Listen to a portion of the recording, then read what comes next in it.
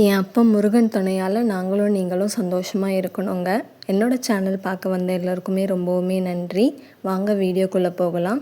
எல்லாருமே பார்த்துருப்பீங்க, என்னோடய தம்ப்நெயிலே நான் ரொம்பவுமே கவலையான விநாயகர் சதுர்த்தி அப்படின்னு போட்டிருப்பேன். விநாயகர் சதுர்த்தி அப்படின்னாலே குடும்பத்தோடு ஒன்றா கொண்டாடுறது தான் சந்தோஷத்தை தரும் இல்லைங்களா? அந்த மாதிரி தான் நானும் பிளான் பண்ணியிருந்தேன். ஆனால் இந்த வருஷம் விநாயகர் சதுர்த்தி எனக்கு ரொம்பவுமே சோகமான நாளாக மாறிடுச்சு. காரணம், எங்கள் அப்பாவுக்கு ரொம்பவுமே லோ சுகர் ஆகிட்டு ஹாஸ்பிட்டலில் அட்மிட் பண்ணிட்டோம். ஸோ டாக்டர் என்ன சொல்லியிருக்காங்கன்னா, ஒரு 2 to 3 டேஸ் வந்து எமர்ஜென்சியில் இருந்துட்டு அப்புறம் அப்சர்வேஷன் பார்த்துட்டு நாங்கள் வீட்டுக்கு அனுப்புகிறோம் அப்படின்னு சொல்லிட்டு சொன்னாங்க. ஸோ என்னோடய ஹஸ்பண்ட் தான் ஃபுல் அண்ட் ஃபுல் ஹாஸ்பிட்டலில் இருந்து அவரை கவனிச்சிக்கிறாங்க. ஸோ இந்த மாதிரி ஒரு மனுஷன் என்னோடய லைஃபுக்கு அனுப்பிச்சதுக்கு வந்து முதல்ல காடுக்கு ரொம்பவுமே நன்றிங்க.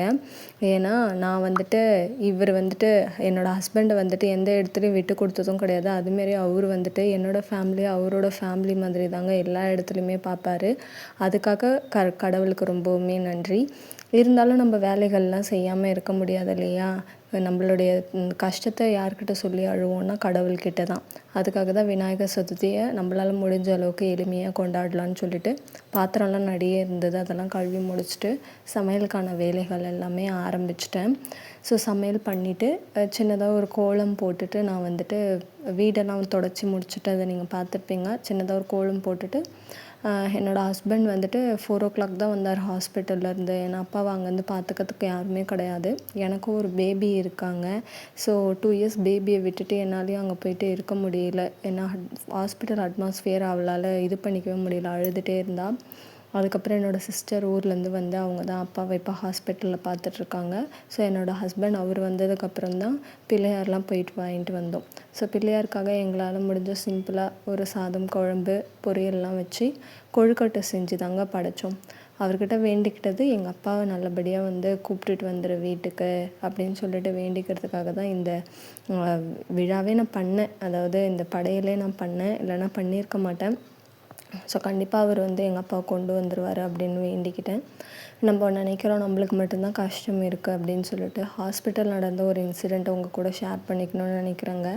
அதாவது பிறந்த 1 மாத குழந்த தாங்க. ஹாஸ்பிட்டலில் காலையில் வேகமாக கூட்டிகிட்டு வராங்க. இந்த மாதிரி பால் குடித்த குழந்தை வந்துட்டு மூச்சு பேச்சு இல்லாமல் ஆயிடுச்சு அப்படின்னு சொல்லிட்டு. உடனே டாக்டர்ஸும் வந்துட்டு நிறைய ட்ரை பண்ணாங்க அந்த குழந்தைய காப்பாற்றுறதுக்காக. ஆனால் குழந்தைய காப்பாற்றவே முடியல.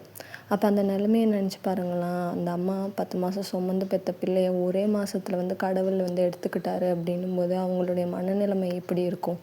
அதுவும் அந்த விநாயகர் சதுர்த்தி அப்படின்னும் போது எல்லாருமே சந்தோஷமாக ஒரு இடத்துல கொண்டாடிக்கிட்டு இருக்கோம். ஆனால் ஒரு சிலரோட வாழ்க்கையில் கஷ்டங்கள் நிறைஞ்சு தான் இருக்கு இல்லையா? கடவுள் வந்து இருக்காரா இல்லையா அப்படின்னும்போது இந்த மாதிரி சில இன்சிடென்ட்ஸ் பார்க்கும்போது தான் நம்மளுக்கு ரொம்பவுமே வந்து தோணுதே. கடவுள் இருந்தால் ஏன்டா ஒரு குழந்தைய கொடுக்கணும், ஒரே மாதத்தில் ஏன் வந்து அதை பறிச்சுக்கணும்? அந்த குடும்பம் வந்து எவ்வளோ சந்தோஷத்தில் இருப்பாங்க, நமக்குன்னு ஒரு வாரிசு வந்துருச்சு அப்படின்னு சொல்லிட்டு. ஸோ அதே மாதிரி தாங்க நான் வந்து பூஜை பண்ணும்போது நினச்சேன். ஸோ இந்த நான் நன்னாளில் நிறைய பேருக்கு நல்லதும் செஞ்சுருக்கேன், நிறைய பேருக்கு கெட்டதும் செஞ்சுருக்கேன். ஸோ எல்லாத்தையும் நீ பார்த்துக்கோ, உன்னை நம்பி இருக்கிற நான் என்ன செய்யணுமோ நீ செய் அப்படின்னு சொல்லிட்டு நான் எல்லாமே கடவுளை நம்பி அந்த பூஜையை வந்து நான் பண்ணேங்க. அதுக்கப்புறம் என்னோடய ஹஸ்பண்ட் எல்லாருமே வந்துட்டு பூஜைலாம் முடிச்சுட்டு சாப்பிட்டு திருப்பியும் அவர் ஹாஸ்பிட்டலுக்கு போயிட்டாங்க. ஹாஸ்பிட்டலில் வந்து அந்த செக்கப் வந்துட்டு சுகர் செக்கப் வந்து 2 hours-க்கு ஒன்ஸ் எடுக்க சொல்லியிருக்காங்க. ஏன்னா எங்கள் அப்பாவுக்கு திடீர்னு லோ ஆகுது. அதனால் ஏற்கனவே சுகர் டேப்லெட்ஸ் தான் சாப்பிட்டுட்டு இருந்தாங்க. ஸோ சுகர் டேப்லெட்ஸ் இப்போதைக்கு ஸ்டாப் பண்ண சொல்லியிருக்காங்க. ஸோ கடவுளை நம்பி வந்துட்டு நான் வந்துட்டு இருக்கிறேன். என்னோடய அப்பாவை வந்து நலமுடன் அவர் வந்து திருப்பி கொண்டு வந்துடுவார் அப்படின்னு சொல்லிட்டு. உங்களுடைய விநாயகர் சதுர்த்தி எப்படி போச்சு? உங்கள் ஃபேமிலி மெம்பர்ஸ்லாம் கூட நீங்கள் சந்தோஷமாக கொண்டாடினீங்களா இல்லையா? இல்லை என்னோடய லைஃப்பில் ஏற்பட்ட மாதிரி ஏதாவது இன்சிடெண்ட் உங்கள் லைஃப்பில் ஏற்பட்டுச்சா அப்படின்றத கண்டிப்பாக கமெண்ட் செக்ஷனில் சொல்லுங்கள். இந்த வீடியோ பார்த்ததுக்கு ரொம்பவுமே நன்றி. தேங்க்யூ.